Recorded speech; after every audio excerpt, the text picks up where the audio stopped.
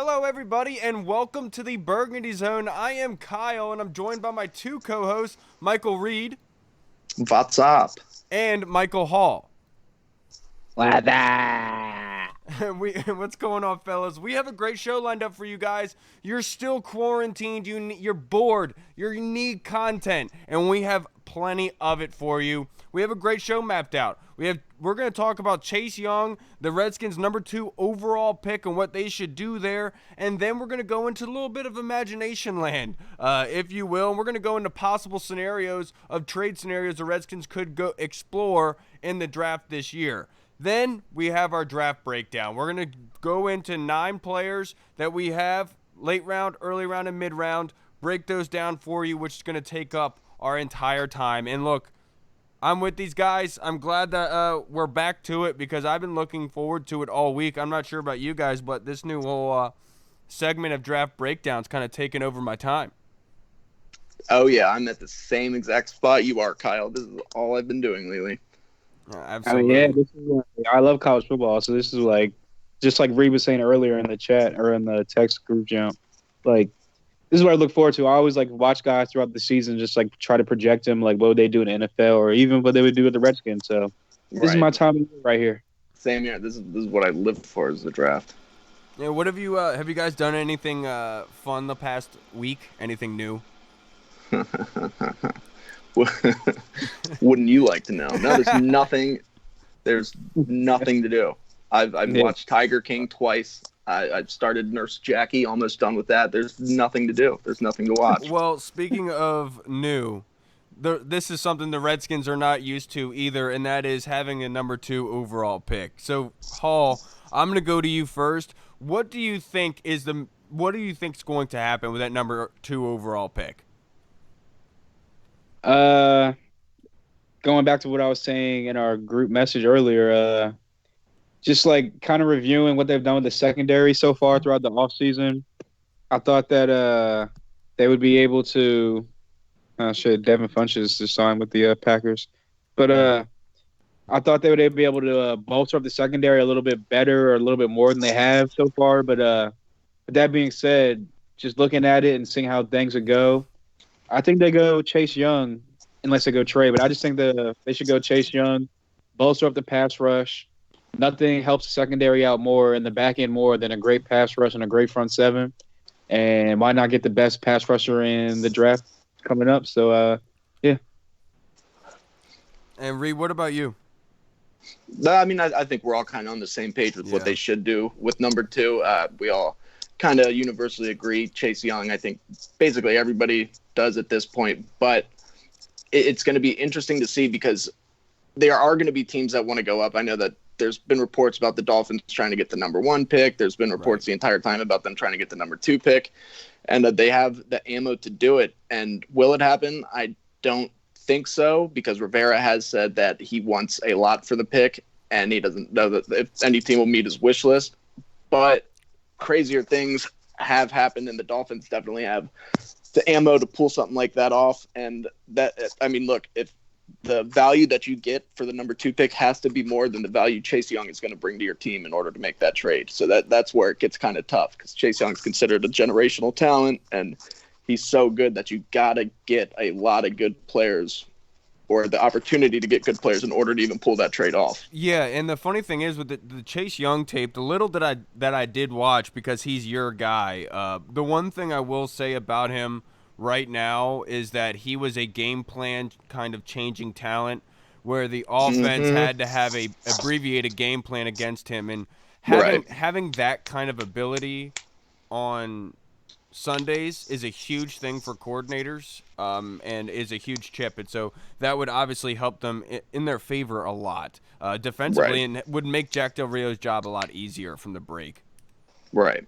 Even in the games where a lot of analysts like to use against him, the Clemson game in the college football playoffs, because he didn't show up in the stat sheet, but he still affected that game. He was still putting pressure on Trevor Lawrence regularly. He was still rushing throws. He was getting double teamed. He was freeing up his teammates to make plays. Like, he was still very dominant in that game, even though it didn't show up in the stat sheet. And that's what you want from an edge defender like that. Yeah. Yeah. Sorry, Hall. No, I was just gonna say the same thing. Like, 100% agree. Like, I have been the one person like, well, when he went against NFL caliber linemen, like, you didn't really hear his name called and blah blah blah. But that is the one caveat I always say, that he was getting double team, triple team, chipped by running backs, tight ends. He was still Right. run game. It wasn't And like he wasn't like making. He just wasn't making Right. those crazy splash plays like he was before.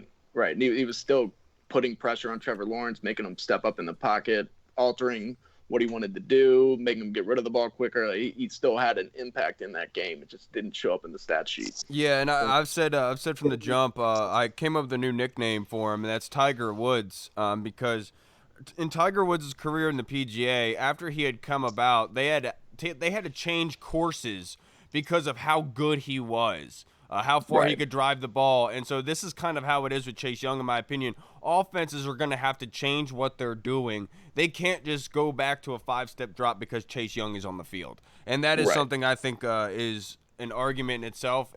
But look, speaking of possible trade scenarios where a whole bunch could come into your lap, you can't say no. Let's hop down that imaginary train and let's go take ourselves to where Ron Rivera could possibly be given, or Kyle Smith to be given a chance to take. So let's go break down some trade scenarios. And Reed, we'll go with you, who's going to represent the Dolphins trade, which we're just speculating because nobody knows what they would offer. But in return for the second overall pick, the Redskins would receive the number 5, 18, and 56th overall pick. Reed, break down why the Redskins should take this trade. If they do that, especially if they throw in another pick for 2021, I think that's almost kind of have to take it. As good as Chase Young is, this is still a very good draft, and it's heavy in positions of need for the Redskins. So, for example, at number 5, they could look at somebody like Isaiah Simmons if he's still on the board, even though I think that the Giants still like him, or a cornerback, Jeff Okudah, would probably more than likely still be there because that would result in Chase Young going 3rd overall to the Lions. So there's a number, or even maybe somebody like Jerry Jeudy. There's a lot of scenarios that they could go, a lot of directions they could go at 5. 18, they could look at an offensive tackle, somebody like Andrew Thomas from Georgia or Josh Jones from Houston. That would just immediately help with ease the Trent Williams loss. That's inevitably going to happen. And then with that 56th pick in the second round, it's a deep wide receiver class. They could get maybe somebody like Chase Claypool, maybe a Denzil Mims if he falls down that far, and they could really, really improve their team, get 3 starters. And then on top of that, still have the 66th pick to reach out for a tight end. So they could improve and just all across the board have a solid team. So remember, what you get in return for that number 2 pick has to be more than the impact that Chase Young will have. That's the way that I look at it. And I think that getting 3 possible starters, I think, would be huge for the Redskins. Yeah, and the one thing I did want to talk about is this is the most viable option that the Redskins would possibly take, is getting a plethora of picks. And I love your breakdown, Reed. The thing is, I want to say, if the Redskins don't take a wide receiver there at number 5, I think they have to pull the trigger at number 56. And I think that's with Justin Jefferson, if he's not taken already. But they might even need to take a wide receiver talent at 18 like Justin Jefferson, because, look, I think Justin Jefferson is one heck of a talent. He looks like OBJ reincarnated, in my opinion. And getting a playmaker is going to be an essential need, obviously, because they missed out on Amari Cooper. This is something they tried to get in this offseason already. It would only make sense that they would do that with the plethora of picks that they would have. Right, and you're exactly right. And at 18, you're right. They could get somebody like Justin Jefferson. And at 5, they could have their pick between all the top tackles with just about everybody there. So they could get somebody like Jedrick Wills, have the left side solidified for the next 10 years, and get a number 1 wide receiver opposite McLaurin. I mean, that would be huge. Right, absolutely. Now, Hall, I love that from the Dolphins trade. That makes the most sense. But look, let's go down a different route here, something that people aren't really talking about that much. And Hall wants to represent the Jaguars trade, which they have the number 9 overall, the 20th overall, and they have the 42nd overall, etc. So, Hall, tell me why the Redskins should take this one. If they're like Reed was saying, if it's going to be 3 pretty much starters you can get in the first 2 rounds that are going to be starters going forward for the next 5 to 10 years for your franchise, then you have to take this trade. And obviously you're going to miss out on the Isaiah Simmons of the world, probably the Okudahs of the world, if you go all the way back to number 9. But at that point, you could still get value And you can definitely get a tackle, maybe Tristan Wirfs, maybe Mekhi Becton if he's still there. Get a left tackle to secure up the left side of the blind side of Dwayne Haskins going forward, which would also free up enough space for them to be like, you know what, we'll settle for a third-round pick for Trent Williams going forward. So that's an extra third-round pick in the 2020 draft for us. That's always a plus. And with the 20th overall pick, again, you got to go wide receiver at that point. We need playmakers on the outside. I love Kelvin Harmon, but we just need that downfield playmaking receiver, kind of like Amari Cooper, like we try to get in the free agency. But you could definitely go Justin Jefferson. You could go Henry Ruggs if he's still there, which he most likely will be unless someone takes him early at the Eagles maybe. Mm-hmm. Or you could go Jalen Ruggs, wide receiver from TCU. And then this is just like a throw your shot, hopefully like Kobe blind shot, like hand over your eyes, throw it up over your shoulder, hope it goes in. But at number 42, right now he's drafted or he's mocked at like 39 to the Dolphins, but Kyle Duggar at number 42 would be. That's I just put looking at him or Antoine Winfield at 42, so that's perfect. I was going to say Winfield, and that would be 3 starters legitimately going forward for the next 5 to 10 years. That would be solid for the Redskins. Let me have my breakdown of my middle round player, please. Why do you got to poach? Don't poach.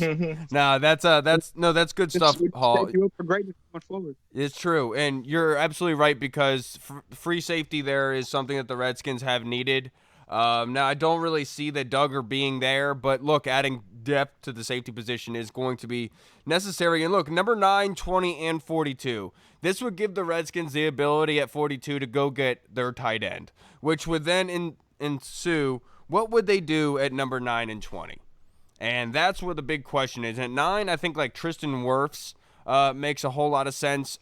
He's a very athletic left tackle. I really like him. But also going down the wide receiver route, like Hall had mentioned, going to get Jerry Jeudy, for example, is something that's very much in the works there. And then at 20, that gives you the ability as well to go get a playmaker. And so maybe that's the route the Redskins go down. And that I wouldn't be one to argue against that because, look, we don't know what's going to happen with Trent. And if they don't get it fixed before the draft, what are the Redskins going to do with their left tackle position? That is a huge question that needs to be answered very soon. And personally, I think I don't think it should be a high round pick if Trent's going to be here next year. I just think we hold on to that because there's enough talent here late in the draft that you can go get it. So let's talk about a little speculation before we get into the breakdown. But this is just a little bit of draft talk here. It's been speculated the Dolphins are trying to trade up to the number 1 overall pick to go get Joe Burrow. What would that do to the Redskins at the number 2 spot? Would that force them to take Chase Young, or is that more of a reason for them to sit and stay and see if somebody offers them a trade? Hall, I'll go to you first.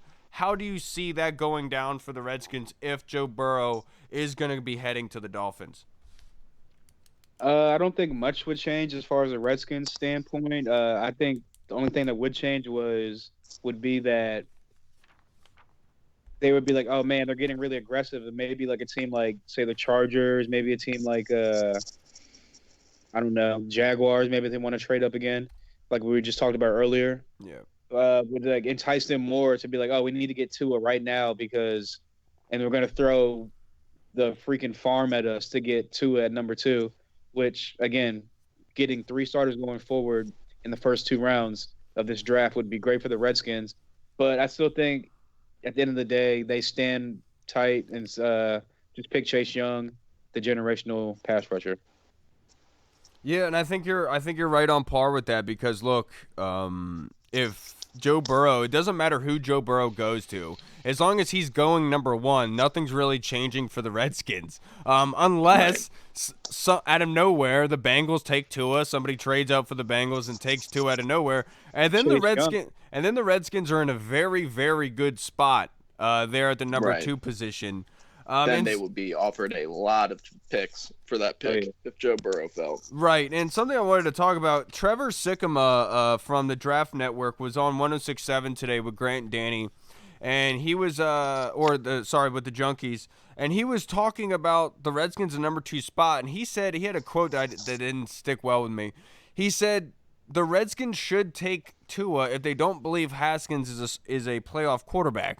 And it kind of like made me step back a second because I want to get your guys' opinion on this, because I'm sitting here thinking, well, they traded for Kyle Allen, which would mean that is an insurance policy in case Haskins doesn't develop or improve from last season. So I don't know why they would go pull the trigger number 2 overall with Tua if they just made a trade for a quarterback. It didn't sit well with me. Yeah, I'm completely agreed. I don't think that there's really any chance that they're going Tua at number 2. I like Tua a lot. I scouted him. He's fantastic. He's a good quarterback, but the injuries really scare you, especially with all this going on. You can't go meet with him in person. It's just too much of a risk. Especially what happens if you take Tua and Haskins beats him out? Right. Then you just wasted the number 2 overall pick. And then same if Tua ends up beating out Haskins, which you probably would. Then you just wasted last year's number 15 pick. And you really, when you're in that position, you have a chance to get a generational type talent at another position. You're still grooming to see if Dwayne Haskins is your guy. It just doesn't make any sense to me. I think a lot of it's just the media being bored, speculation after what happened with Arizona last year where they ended up taking Kyler Murray at 1. I think it's just fun for them to do, and there's no sports going on. So that's all they have to talk about. Yeah, you're 100% right. And look, I just need reassurance sometimes, Mike, because these Draft Network guys, they've been following me. That's for sure. And look, let's play the other side of that, though.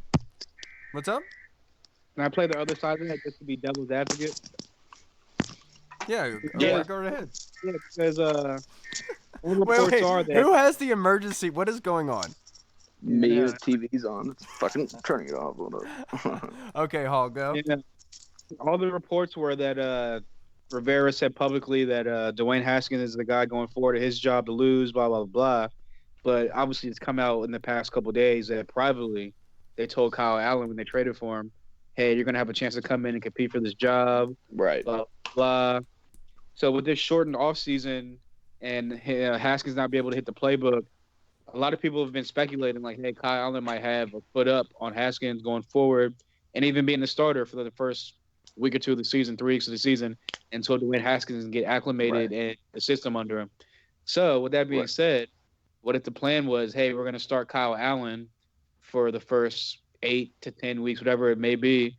We're going to draft Tua at number 2. We're going to trade away Haskins, and we're just going to let Tua sit for the first 8 to 10 weeks until he's 100% healthy. And that would lend to the whole, we're going to have Kyle Allen come in and compete for the job, and he'll just be the starter, and then Tua will be the starter from week whatever until going forward next year. But again, I don't think they're going to do that, but I'm just, just throwing it out there.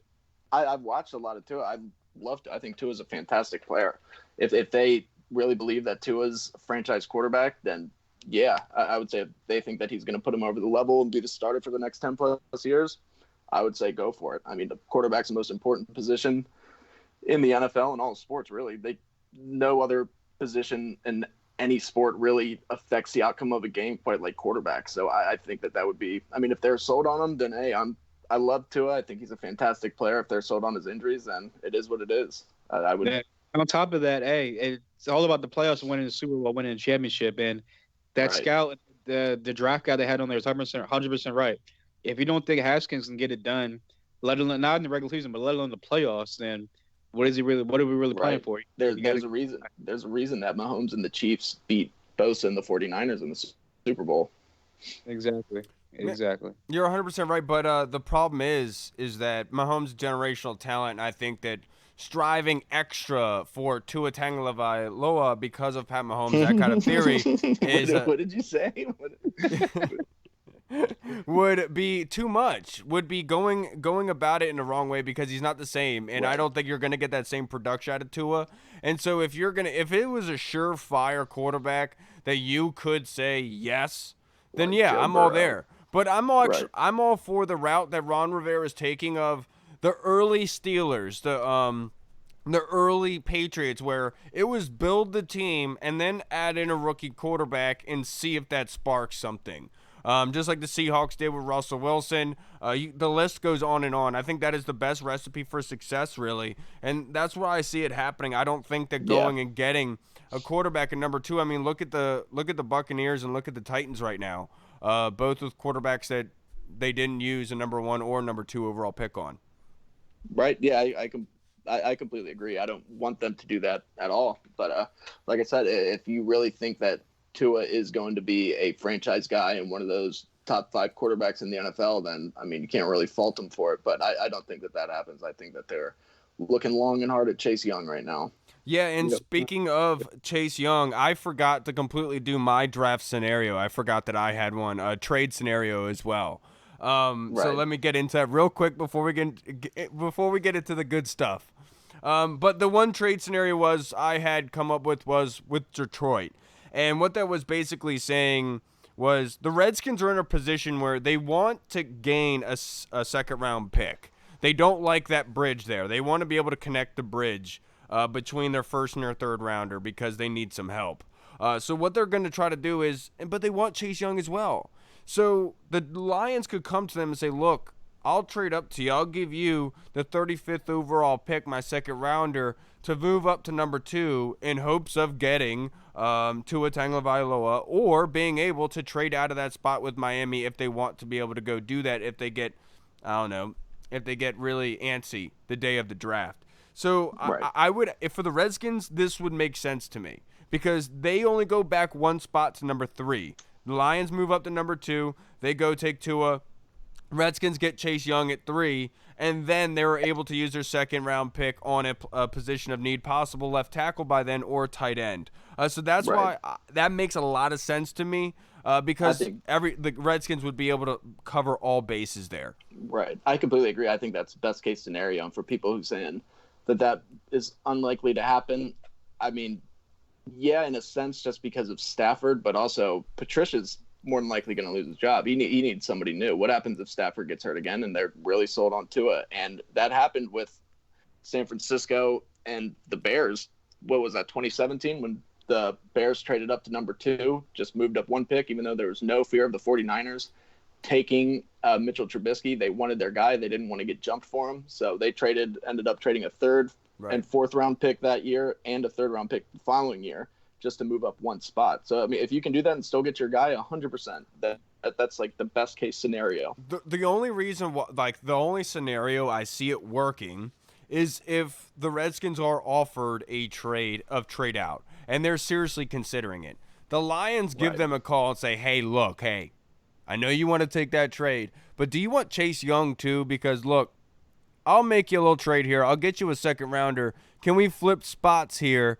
Let me get the haul. You get Chase Young, and you get your second rounder. That's like the only way I can see it breaking down. Otherwise, it's just a really foregone conclusion because why would the Lions need to take Tua? Right. Yeah. It all depends. It all depends on Stafford. Who knows? Maybe between now and then, Stafford contracts a coronavirus and dies. You know. It's true. My question is, why wouldn't the Raiders give a call to Detroit? You know, because it has been speculated that the Lions want to move on, have explored moving on from Matthew Stafford. If I'm LA, well, give a call. Get a gunslinger there. And I think they just want to go with. I think LA just wants to keep Tyrod or Tyrod, whatever he wants to go by nowadays. Did I say LA? I meant Las Vegas. I'm sorry. I think either way, I think if they're gonna get a quarterback, they're gonna trade up to try to get Tua at this point, and move on from Carr. It wouldn't be much sense to bring in broken down old Stafford for a year or two. Right. You're gonna get a guy to bring in. Now, I don't have a problem with Stafford. He needs help offensively on the offensive line. The guy, I don't give guys the benefit of the doubt when it comes to getting sacks, but literally Stafford gets destroyed. And I've never thought, when's the last time you thought to yourself the Lions had a good offensive line? Right. It's been years. I don't even remember last time. To Detroit, give him some blindside help. Right. I've always liked Stafford. I liked Stafford when he was coming out. Stafford's it sucks that he plays for Detroit because he's a very good quarterback. I mean, he does it all. He plays through injuries. He's got a strong arm. He makes some remarkable throws. He just doesn't get that much respect because he's playing for these bad Detroit teams. Yeah, he's Barry Sanders reincarnated, man. Just his time is a flat circle. Right. Calvin Johnson never left. It just stuck around with Stafford instead. Speaking of guys, let's break in to the draft breakdown. let's go into the 9 players that we're going to go into in detail and break down for you guys leading up into the NFL draft. We'll also be able to tell you what's their best fit, what player comp that they think best fits. And I really like this aspect of it because we're all very college worthy. Mike Reed is a draft nut. Mike Hall is a college nut. He's a Michigan fan, so he's used to seeing a lot of depressing film and spending a lot of time in front of TV, so it's easy for him. Very true. All right, Very true. And speaking of Hall, let's have him started off with his late rounder here. He has Christian Rosenbaum, an outside linebacker. Tell me about him, Hall. Yeah, outside linebacker from South Dakota State. Obviously a smaller school. The Jackrabbits. He ran a 4.7 40 yard dash. Right now he's projected between the 6th round and undrafted free agent. I'm probably going to say he's probably gets 6th or 7th round. Even if he is undrafted, he'll make a team because he's that kind of player. He's 6'2", 230. He's a 4.3, like I said, outside linebacker. His last year's stats were he had 111 tackles, 3 forced fumbles, and 2 interceptions. In all 3 of his years as a starter, he had 2 interceptions every year, 6 total to end his career. He's described as a tackling machine.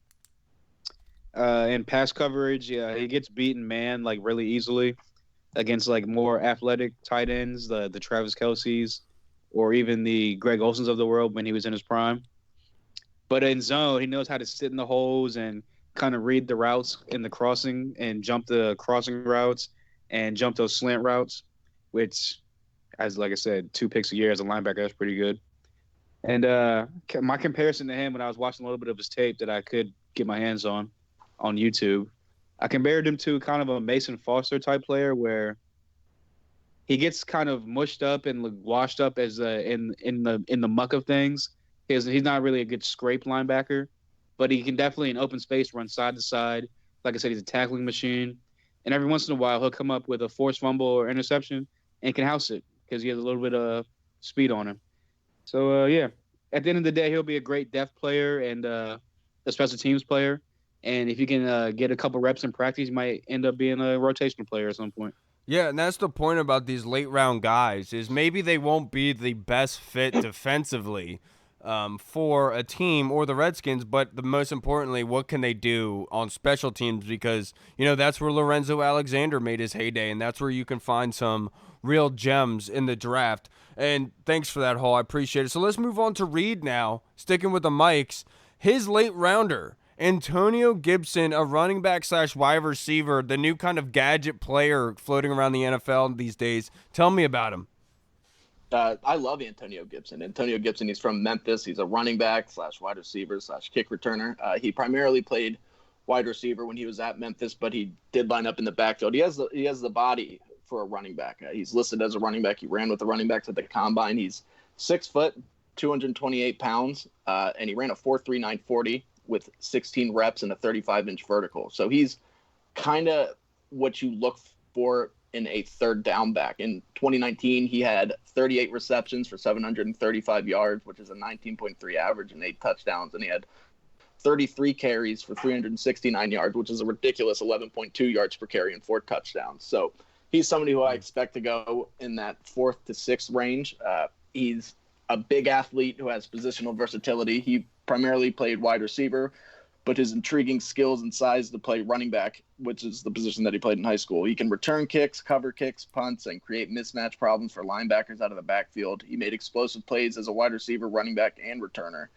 He has fantastic speed for his size, a former sprinter in high school. He had 7 touchdowns with 40-plus yards. He has a nice cut on stretch plays as a runner. He's a big runner. He can absorb contact. I mean, you just hear about his frame. He's 6 foot, 228, runs a 4.39. Wow. He's decisive on stretches and sweeps. He has good vision with the ball in his hands. I get him the ball in space, and he's going to make a big play. He has shown at times that he can sell his route to tilt coverages off balance. So he's kind of what you would expect out of a new generational third down back. But his weakness is he really only had 1 season of production. He only has 34 career rushing attempts, so he's definitely got to get more comfortable as a running back. He's not as shifty as you would like. He has some tight hips. He needs more running discipline overall. He's still, like I said, he's still learning the position. He's still learning to develop patience to set up his blocks. And he really only saw offset stretch runs and jet sweeps as a running back. So he's not a north-south runner. He will roll some route breaks, which allow the defender to stay with him, and he has a tendency to take long getting in and out of his breaks. And even though he was primarily a wide receiver, he doesn't have the sharpest route tree, but he might be a tweener, and he was never asked one time. I did not see him pass block as a running back.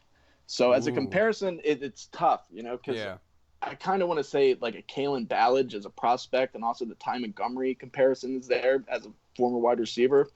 But Montgomery, he's bigger and faster than Montgomery was coming out. It's almost like Darwin Thompson, but like bigger. Right, yeah. And he's somebody, he's exciting. I mean, you get him in the right system. He fits. I said a team like the Chiefs, you could utilize him very, very well. He could fit with the Redskins as a third down back and an extra pass catching outlet for Haskins with Thompson gone as a pass catching back. He has a chance to make the roster and contribute. An offensive coordinator like Scott Turner knows how to use good pass catchers out of the backfield, as evidenced by his creativity with Christian McCaffrey. So he's somebody who's interesting to watch, but he's very raw, but he has everything that you like physically in a running back. Now, he's like somebody that the Eagles would take and be able to make something with. Hall, did you have something to add there? No. Okay, sorry. I thought I heard you say something. It was some in the background. No, and I like that a lot. And sticking with wide receiver, this is going to be, I think, right now, my favorite player of the draft so far. I found another squeaker later on in the draft, but as my late rounder, I'm going with Bryan Edwards, the wide receiver from South Carolina. He is 6'3", 212 pounds. He played in games all 4 years at South Carolina. In 2017, he was a team MVP. He had 64 receptions, 793 yards, and 5 touchdowns. In 2019, in 10 games, he had 71 receptions, 816 yards, and 6 touchdowns. Let me tell you this. The fact that his numbers are that high is a miracle. If you go and watch Bryan Edwards' tape, you see the quarterback play. The quarterback carousel that they had, the floating rotation of quarterbacks that they had there, it was horrible. One of the notes I wrote down is get him the ball. And the funny thing is because he knows it too. If it's a tip ball or anything, he's fighting for it. He's going to get it. And when he gets it, there is no stopping him. I like to call him a running back playing wide receiver because a lot of times what South Carolina will do is they'll have him come in on a slant, a trail across the line of scrimmage, 2 or 3 yards deep. He'll sit center field. He'll take the dump off from the quarterback, and then he'll be able to move the linebackers and defenders a couple yards to get a 2nd and 3, a 2nd and 8. He is a very dependable wide receiver. He has great hands on the outside. He is electric. I love watching him. My nickname for him is the Polar Express. And the reason I say that is because he was able to weather the storm at the quarterback position. Him being able to do that, he is a train. Once he gets going, it's very hard to stop him, and that's where it leads me to his weaknesses. And as soon as his feet stop, as soon as you make him start thinking, that's when he slows down with the ball. But off the ball, trying to get open for routes, he can run the entire route tree. He has great hips and feet, being able to run anything. I'm talking slants, wide receiver screens, end around reverses, posts, and fades. He is a phenomenal route runner. He just has to get better in certain aspects of his game, but I love everything that he represents. He is physical, he is tenacious, and he strives for success. So what I mean by that is when he has his opportunity, he doesn't overlook it because when he does get it, he knows there's not that much. He is a number 1 wide receiver in the league, and my equivalent for him is Anquan Boldin. He embodies everything about him, being able to have the strong hands, strong body, because you have to imagine at 6'3", 212, he's a big cat, and he's able to run through tacklers and move the chains. I absolutely love this kid. He took a house call on a screen. His whole game, I think, is a lot of fun to watch, and I was talking to Matt Bowen on Twitter today because he actually had Bryan Edwards going to the Redskins around 3. And funny because he's my late round breakdown here, but that would absolutely excite the heck out of me because Ron Rivera has talked about getting a number 2 wide receiver, and Bryan Edwards would absolutely fit that bill. He can take the workload, and like I said, his nickname's the Polar Express for a reason. He can overcome anything, and it doesn't matter. He's dependable as all hell. I would love him in the Redskins uniform because that's what the Redskins would honestly need. He's almost like a Pierre Garçon. His kind of attitude is the way I kind of view Bryan Edwards, and if they were able to get him in the third round, I would be ecstatic. Right, yeah, having him develop outside next to McLaurin would be perfect. He's a big target, somebody that you like. He's physical. I mean, that would just be, he would complement McLaurin very well. And at times, he struggles. At times he struggles with creating separation and awareness. But I think I can't really. I just had to find weaknesses for him. Right. But a lot of those can be put on the quarterback, and I just didn't want to do that. Because a lot of times sometimes the ball's getting thrown on a dart at him when he's 8 yards away, and it's like coming right at his neck, and his hands can't get up fast enough. So you want to say that's on him, but at the same time, it's like, dude, you don't need to be bullying the ball 8 yards away. It doesn't make any sense. Right. Yeah. He also struggled with quarterback play. So. Yeah, and look, I absolutely love this kid. I can't talk about him enough. I've been on Twitter all weekend ever since I watched his film last week. I've been waiting for this podcast to talk about Bryan Edwards, but now I had to stop. And I'm not going to stop on Twitter, but I'm going to stop doing it now. So let's move on to the mid-rounds because I'm the one branching it off. And let's go to Hall again, and let's go to running back, Anthony Macfarland. Let's hear about him, Hall. Yeah, a Maryland guy, running back from Maryland. He's a redshirt sophomore. Excuse me.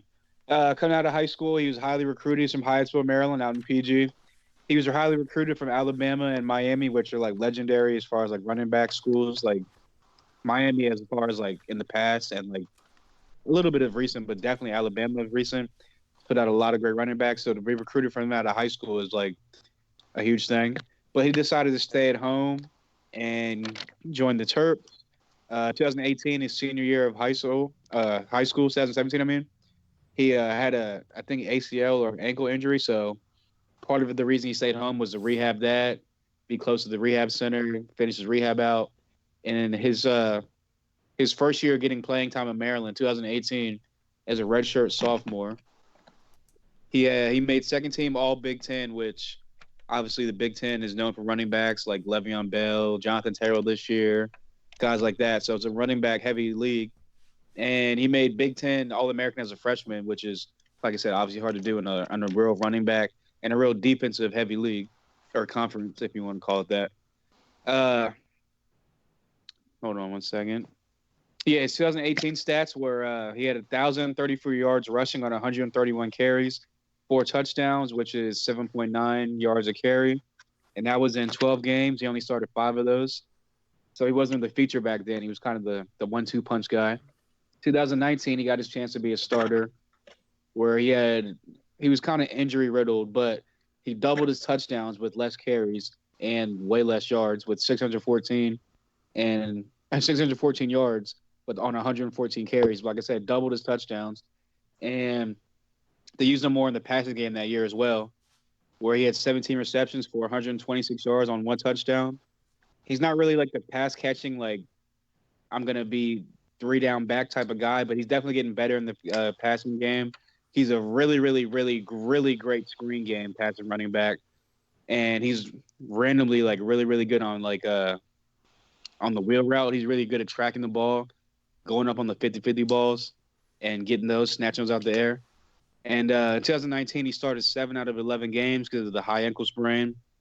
Some of his strengths are he has great runaway speed. When he breaks into the open field, he can get away from defenders and break it for the long runs. Something that'll lend to that was 2018 as a freshman, or his freshman year. His best game was against Ohio State with obviously Chase Young, that great Ohio State defense. He broke runs for 75 yards, 81 yards, and 52 yards. And that was the year that Dwayne Haskins was there as well. So that was a game where, like, for some reason, Ohio State almost lost to Maryland, which is, like, unbelievable. Right. But, yeah, that was his best game in 2018. And like I said, some of his strengths are he has great breakaway speed. He has great acceleration behind his pads and great agility in traffic and in small enclosed spaces. He's a tough, hard runner. And I could definitely see him being a second down, like a second running back, or maybe like even like a third down and special packages type running back. And as I said before, the wheel route and the screen game is like his specialty as far as like the passing game. He's learning the rest of the route tree as far as running back, and he has average to above average hands. So I could definitely see him being like I compared him to a kind of like an Isaiah Crowell type running back that can be definitely not like the bell cow, but definitely a 1-2 punch kind of guy and a third down back if needed. And some of his weaknesses are in the stretch game, which is like a lot of like the run plays in the NFL nowadays, or the outside zones and stretch plays. He tends to run on his tippy toes, which can cause him to either overrun or miss the holes that like develop him wise. And he doesn't have a lot of bend to him, so it's kind of like he's not really going to be able to. He doesn't have a lot of lower body power. So a goal line or like short yardage play, he's not going to be able to move that pile or gain an extra yard or two, or like push comes to shove. So yeah, I think that McFarland could be definitely a factor in this upcoming year as long as he can stay healthy, because he's definitely been injury riddled. And another little tidbit is this is a guy that randomly Matthew Berry's been talking about low key as far as like a big like fancy guy. So obviously you're going to be big and fancy. You're going to be on the field a lot. So look out for Anthony Macfarland. Yeah, you're absolutely right. And look, if Matthew Berry's talking about you, you are legit. That has to be said. But look, Matthew Berry is a Redskins fan. He's a native of the area, and so he loves to pump up some DC football. And speaking of Michael Reed and Matthew Berry, 'cause I know you have a love crush on him.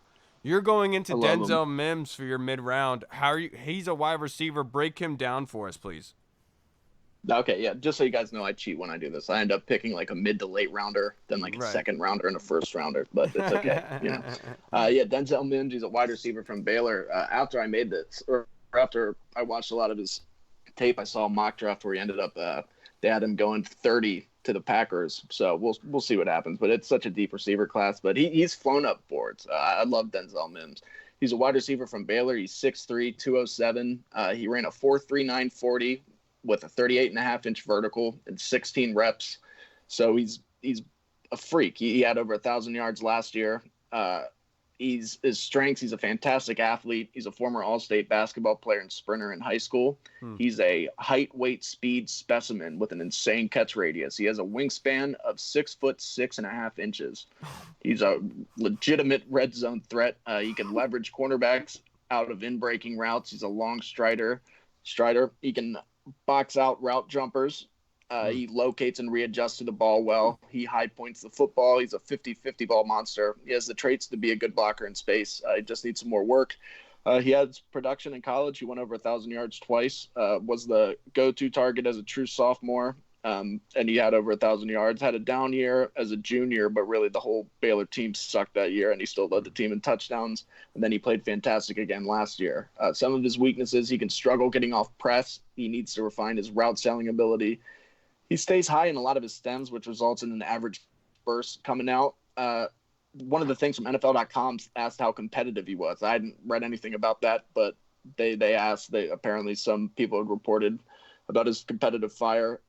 With his size and speed, he does tend to have a lot of challenge targets, which is something that you wouldn't really expect. So why is that? I don't know. It must have something to do with his route running.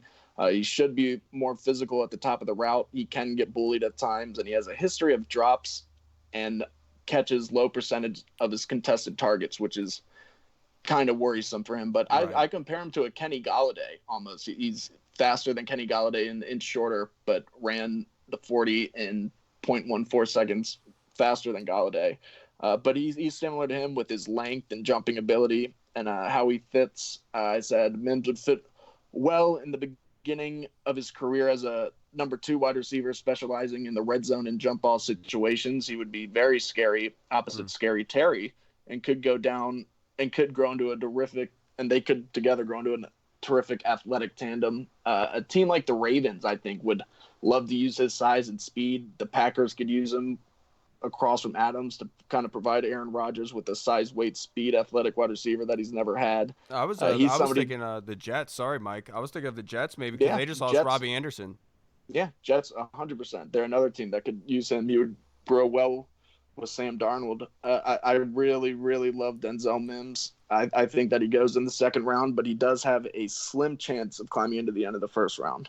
Yeah, and look, and not being able to hold on to the football throughout the catch is something that has proven to take off on guys, except Right. for the Raiders. Apparently, they like overpaying for that. So my mid-rounder is a safety, and I'm going to switch up to defense. We've done a whole lot of offense here.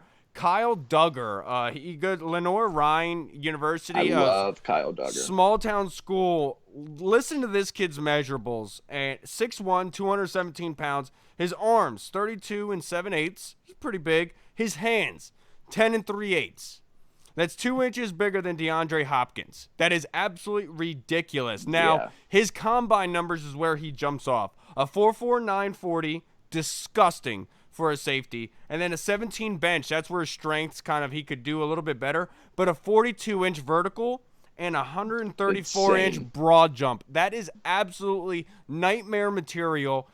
That just shows right there what Kyle Duggar is. It shows a picture of him, and that's explosion. He's a laser-guided missile. That's how I described him in my draft assessment. He's explosive and he's smart. He plays a lot of man. A small-town school, they generally don't do a lot of, like, complex zone kind of defensive schemes. A lot of the time, they just say play man or play cover two when you're talking smaller schools. And that's what he did a lot. And that's where he kind of struggles at because he doesn't do well with trailing. But he's a natural run defender. I think he's better for in-the-box kind of safety where he's close to the line of scrimmage. So he can be able to keep the game in front of him and keep the ball carrier because he has a natural instinct of being able to get to the ball carrier. And my nickname for him is Egg Fart.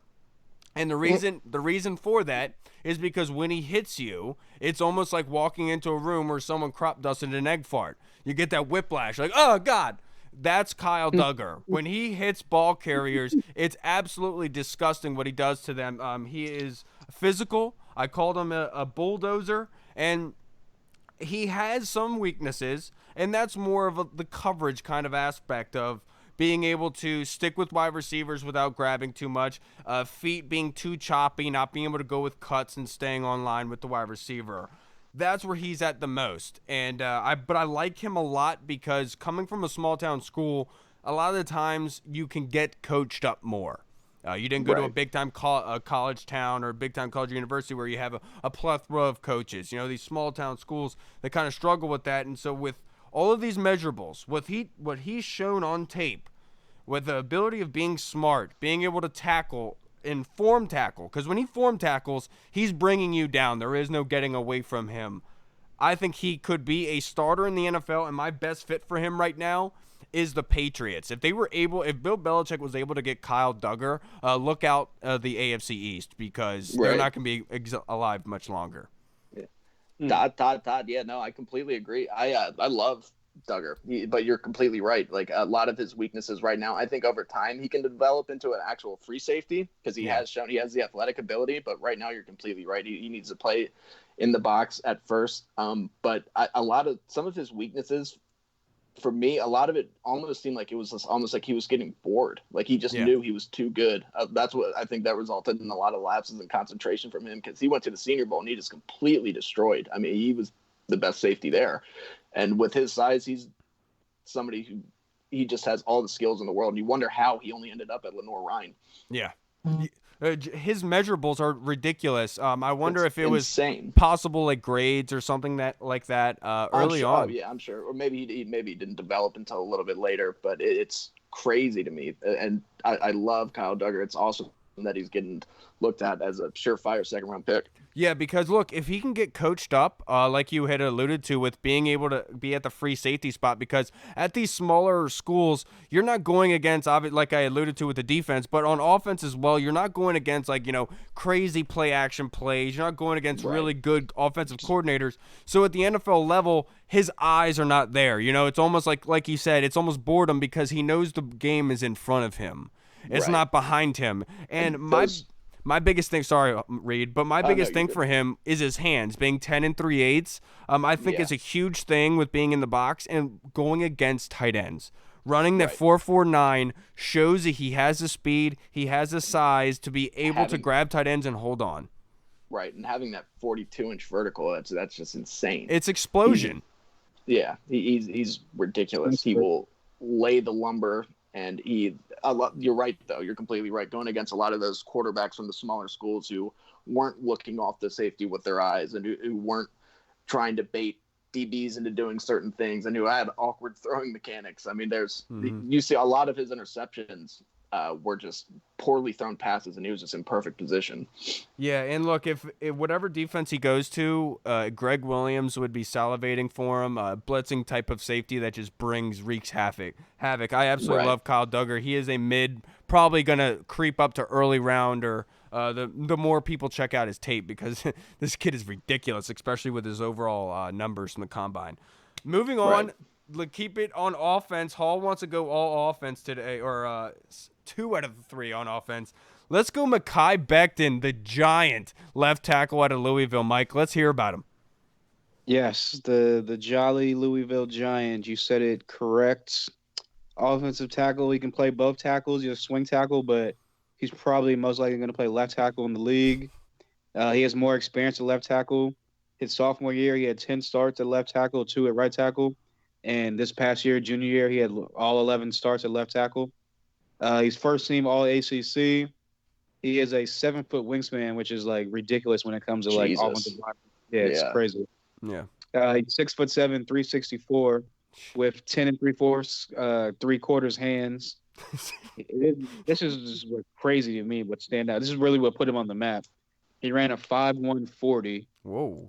At the fucking combine. Yeah, being 364 pounds. He has like 17% body fat. He's 17% body fat. He can like dunk just off of like a vertical jump, which is like also crazy at being that huge and that big. Yeah. And I remember one of his coaches, like they were interviewing him, his line coach at Louisville, and they said when he first got there, he was out of shape. He was 384 pounds. He was lazy. He was undisciplined, and they just thought like maybe this was a big mistake. And obviously, look at him now. He put in the work, which is obviously one of his strengths. He has great work ethic. He put the work in he's going to be a top 10 pick this year. And he's going to be obviously one of the best left tackles, if not the best left tackle in this draft. They definitely have him comped to a couple of people, but the one that stood out to me the most was Brian McKinney, who obviously was a staple in the league for many years, many Pro Bowls. He might have made an All-Pro, I think, once or twice. Just legendary lineman as far as like tackles and linemen go. Some of his strengths are he has enormous frame and with really nimble feet, which again goes to his 5'1", 40-yard dash and the 7-foot wingspan. Right. He blew people away at the combine. He has a booming upper body, and which makes him really powerful in the run game. But he's also athletic enough to zone block and get out on a stretch plays and like pull plays. He's well balanced. He's not going to get like bulldozed over, and on a pass rusher. His inside to out pass sets are some of like the best that's ever been coming out in the draft in a long time. And his long arms are obviously great for helping for help blocks, like to wash down like defenders towards the guard. And also, if he ever gets beat, his long arms can help him in emergency recover, where he can kind of get a hand on the defender and kind of push him out the way. And he's also great at kind of getting to the second level and just demolishing linebackers and safeties and cornerbacks. But even though he's like a jolly giant, some of his weaknesses are if he's not actually disciplined, he can jump back up in weight like he did when he first got to Louisville. And a lot of scouts are saying that his weight could be a concern if not dieting right going forward and not like something like under control. And he needs work reading like blitzing linebackers, and whenever defensive linemen do a lot of twists and a lot of stunts, he has trouble kind of reading those and kind of recovering, like I said.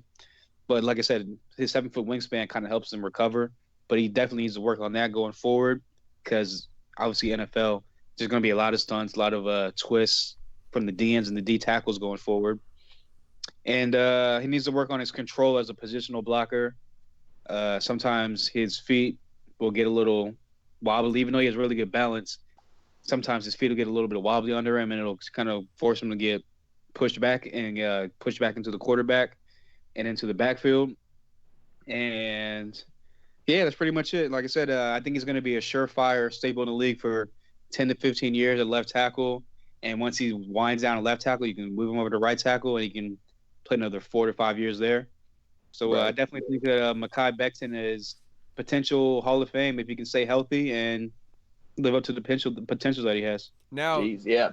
And Mekhi Becton being the giant that he is, I'm sorry, Mike Reed, but a matchup that I'm excited to see that could possibly be going down for the next 10 years is Mekhi Becton lining up against Chase Young at some point in a Redskins uniform. And Reed, that was your player breakdown today.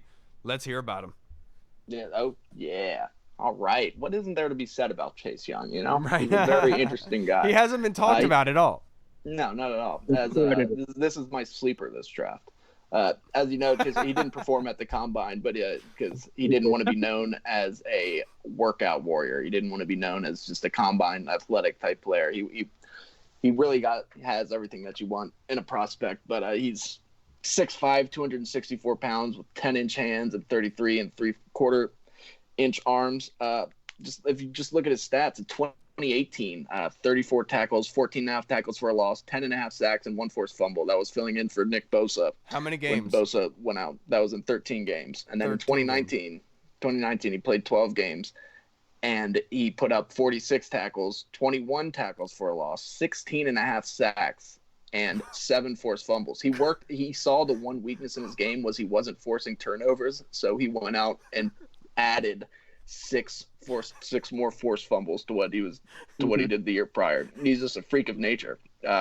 His strengths, he has the mindset to be great. He chose Ohio State over Alabama because he said Ohio State felt more family oriented. So he has his priorities together. He has elite production despite being on every team's radar in 2019. Putting up back-to-back double-digit sack seasons is hard in any league.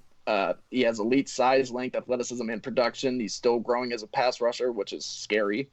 He has range and agility as a run defender. He's loose, fluid, agile, aggressive, and explosive. Quick twitch eruption out of his stance with his first step. He has one of the best first steps that I've ever seen. His momentum and balance gives his rush an extended life. He can flip his hips to climb around tackles, which is just huge. He consistently targets the quarterback's throwing arm, which resulted in his high forced fumbles number. He has power and size to power through blockers on the edge. That just quick hands, speed, and length create impressive playmaking radius. Teams haven't been able to consistently run around him yet. So he's known as a pass rusher, but he does a very good job in the running game as well. You can't break his tackles. Once he locks in those jaws of life, he's got you. His change of direction talent is exceptional, especially for somebody his size. He has fantastic technique, and I'm serious. A lot of people will try to say that he's not up there with some of the best pass rushers that have come out recently. I know some people have been trying to knock him on that, but he's better. His technique's up there with the Bosa's for sure. He learned from the same defensive line coach. I mean, they're just pumping people out at Ohio State. You don't get 16.5 sacks just for not having proper technique. Right. He doesn't have a huge arsenal of pass rush moves, but the ones that he is equipped with right now are just out of this world. It's just amazing to watch. And he converts his speed into power. He has great leverage and excellent motor and pad level. So, and then for his weaknesses, here we go. He didn't show up on the stat sheet in his final game against Clemson. That's one thing that people use against him. But like I said, I still feel that he impacted that game. Can I say one thing? Yeah. I would much rather have him take off the championship game than him take off his entire senior season like Clowney did. Sorry, just want to add that. Right. Yeah. No, I completely agree. I mean, the Bosa's ended up wrapping it up after 2 games each anyway. Right. You know. Yeah, he didn't show up at the stat sheet against Clemson. People say it's a weakness. I just think it was good coaching on Clemson's part. His field awareness and anticipation is kind of below average. His rush plan is primarily reliant on his athletic ability, but that's kind of nitpicking because, I mean, he has elite technique, and of course he's going to do that in college to people who just aren't as good as him. He needs better go-to moves, and that'll come with time and to become less predictable as a pro. But like I said, that'll come with time. And maybe he could add some more strength when he's in the NFL. That's kind of nitpicking as well. I mean, the dude, if you just look at him, he's a freak. I'm really interested to what he would have worked out at the combine. I wish I would have been able to see his numbers. But for comparison, I put Julius Peppers. In my opinion, he's a better prospect than the Bosa's because he had more production, no health concerns. He's just a bigger physical specimen. I think he's better than Myles Garrett. Chase Young's more of a complete pass rusher at this stage and had consistent production. Remember when Myles Garrett was coming out his final year, he didn't have the consistent sacks that people would have liked. And I think he's better than Jadeveon Clowney was coming out. He's way more polished as a pass rusher. Yep. Clowney was just hyped as a prospect because of his a YouTube physical video. skills. Yeah, and a YouTube video. And he had all the skills, but he really hasn't even put it together yet as the pass rusher. So how he fits, I think he fits best as a 4-3 end, but he definitely has the athleticism to be a 3-4 outside linebacker. He could play in any scheme. Yep. The Redskins have the perfect coaches in place, Rivera and Del Rio, and the players around him on the D-line with Sweat, Kerrigan, Allen, Payne, and Ioannidis for immediate success. He would instantly give the Redskins one of the best defensive fronts in football, and if the Skins trade back, he's going 3 to the Lions. He's that good. He's going to be within the top 3 picks, and the Giants would also be a good fit for him because they need a pass rusher, but they won too many games, So sucks for you, Giants. Yeah, and look, and he's, like I've said before, earlier, and last week, he changes game plans of the offense. From the film that I've watched of Chase Young, whenever he's in the game, everything is abbreviated, everything is accelerated. It's a fast tempo offense because they know the offense cannot hold the ball very long because Chase Young is breathing down your neck. Yeah, let me add something in on this too, real quick. So Chase Young, now a lot of people are starting to come around. Like Anthony Tresh from PFF, this is a quote from him. He said, "Without question, Chase Young is the top defensive prospect we have ever seen here at PFF. He broke the record for highest overall grade we have ever handed out to a defensive player at 96.1 and made opposing offensive tackles want to quit the game as a pass rusher. Young finished the season owning a 96.5 pass rush grade and an unreal 27.2% win rate on his 300-plus pass rush reps. Yeah, I told he's insane. He's Tiger Woods. They're going to have to sculpt the golf course to try to fit what they want to do because of how good Chase Young is. And look, and if it wasn't for a prospect as good as Joe Burrow at the most important position in sports, Young would be the unanimous number one pick. Also, Jadeveon Clowney and Mario Edwards kind of ruined it for Chase Young as well. Well, those drafts also didn't have the quarterbacks that this draft has. That's a good point. That's why those guys went first. That's why Myles Garrett went first. It's true. Look, and if Chase Young comes to DC, I am going to be getting butt naked. If the Redskins trade back a bunch of picks, that's great too. I don't care. But if Chase Young comes to DC, boy, this defense is going to be so much fun to watch. A Del Rio defense with Chase Young. It's interesting because Del Rio, the last 2 times he's had the number 2 overall pick. The first one, he was a defensive coordinator for the Carolina Panthers, and they took Julius Peppers, obviously. Yeah. And the second time he had the number 2 pick was with the Broncos, and they took Von Miller. So now he comes to D.C., gets the number 2 pick, and he can take Chase Young. It could be better than both of them. So it's just good. Del Rio knows how to use them. Rivera knows how to use them. It's going to be fun. And there's only one player. Obviously, I haven't been doing this very long, meaning like breaking down film of draft scouts and whatever have you, but Chase Young, literally watching Jeff Okudah film made me look away. It made me watch Chase Young because that doesn't happen very often. He's like the LeBron James of the NFL. Right, especially with somebody as elite as Okudah.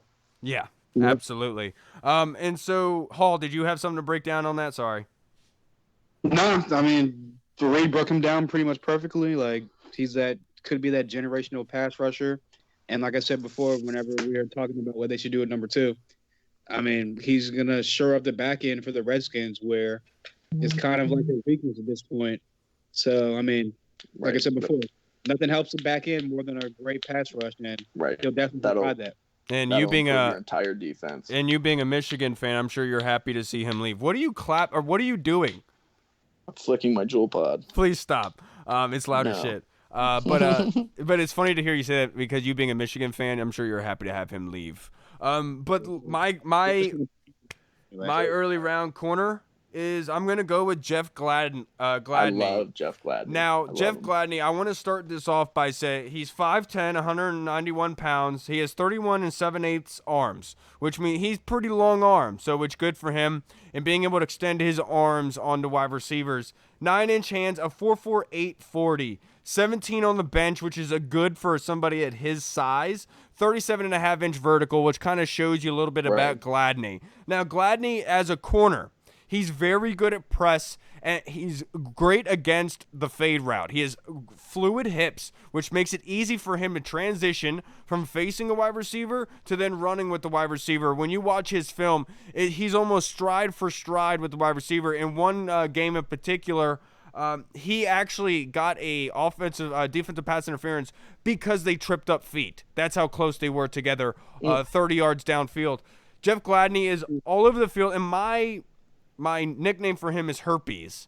And the reason I say that is because when he gets in contact with you, there is no letting him off. He sticks on to you. He's at the line of scrimmage. He is phenomenal. And 5 yards off is where he's at his bread and butter, because there he's able to use his hips and transition his body. He has very fluid hips, in meaning when he's transitioning in speed, let's say you're backpedaling, he has a great job of bending down, of kind of squinting down his hips left, so that way he can use his body shifting and power to be able to cut under the right wide receiver. A lot of times when you watch corners, they round around the top of the wide receiver as they make their cut inside. Jeff Gladney, the way that he moves his hips, it allows him to make a cut rather than it being rounded. I like this guy a lot. He fits a scheme that's like a 4-3, a 3-4 attacking kind of defense, because he's very good at press. So you can imagine if you can get a pass rush after him in 3 seconds, the quarterback's not going to have a place to go when Gladney's on the field. And that a lot of the times that's what was happening for him at TCU, is that quarterbacks facing him just weren't throwing the ball. And when they were, it wasn't being caught, and they were contested catches. He is a phenomenal athlete, hands in the face, and he's physical as all hell. He embraces contact and goes through blocks. That's something I look for in a corner. No, I will not. If I was a football exec, I would not draft a corner that did not embrace being physical, that didn't embrace tackles, or didn't fight getting off blocks. And that's exactly what Gladney does. And my overall draft breakdown today, I wanted to pick 3 prospects that fit what the Redskins, Ron Rivera and Jack Del Rio would want. And Jeff Gladney, if they could pull it off, added him with Chase Young, it would be an automatic lockdown defense, because he can play that number 1 corner spot in a attacking kind of defense. Right. I completely agree. I love Jeff Gladney. I love his physicality. He's somebody who could line up on the outside or on the inside, and he's physical as hell. He gets involved in the running game, and the only unfortunate thing is I think that there's a chance he could end up going somewhere like Dallas or Philadelphia. Yeah, it sucks. Because you're right. He's one of my favorite corners in this draft. Now, that being said, he is somewhat stiff in a way. A lot of times when he has to make a cut outside, he takes a misstep. He takes an extra step, like his toe gets caught. In that kind of instance, that's where he gets overshadowed. And then he can be beat inside. Because he's so good against the outside fade, he can get bought into going outside when the wide receiver just wants to go inside. The best example of this is Terry McLaurin last season. How many times he bit to the outside and then went inside for a slant, and he would be wide open. That's the kind of thing that Jeff Gladney can be beaten by, but he makes it hard to do that because of his length and his composure and balance of body control. All throughout the throw and catch, he is physical and making it contested. And that's what I love. It's just physical, physical, physical. And that kind of wraps up our draft breakdown, especially mine today, because that's what I wanted to showcase. Yeah, that was good. I love doing these draft breakdowns. Yeah, can't move to the next 3. And the hardest thing for me is being able to find weaknesses sometimes, especially with somebody that you find that you like. Right. And especially finding for Gladney, that was hard for me. All right, everyone. It was kind of with me with McFarland, because I've watched him, because obviously Maryland's like the local team, so I was like, I'll watch him. So he really flashed for me, like going back 2 years ago. So I'm glad he's gonna get a chance in the NFL, and I just seem to be like a big splash player, honestly. Yeah, and I'm breaking down like 3 or 4 a day. And then I wanted to basically pick some guys I wanted to go with when we're going into the podcast. And so Antonio Davis from Maryland, the safety, is somebody that I want to actually look up next. I'm really excited about doing that. Yeah. I was telling Reed I'm going to do Laviska Shenault. He's going to be one of mine next week. Ooh. He's another guy that from the first time I watched him, I was like, he's going to be Shenault's a beast. He's so physical. I can't wait for next week already because I have 2 late-round flyers at 2 positions. I wouldn't say of need, but 2 positions that the Redskins need a starter at, a bona fide young starter. And I have 2 guys sitting here that I want to get into immediately, but I have to hold myself back a little bit. Yeah, you do. You have to. I just have to. But all right, everyone. Well, I appreciate you guys tuning in with us today, listening to our draft breakdown. Please like and share our page on Facebook. To everyone that tuned in, we appreciate you guys. To Hall, I appreciate you. Reed, thank you. You don't appreciate me? Man, you already know. Appreciate it. You already know, Mike. You already know. I appreciate the hell out of you. All right, everyone. Thank you so much for tuning in. Until next week, Redskins football. Woo! Spread this shit like the Rona. Woo! Like the Rona. Mine a Rona.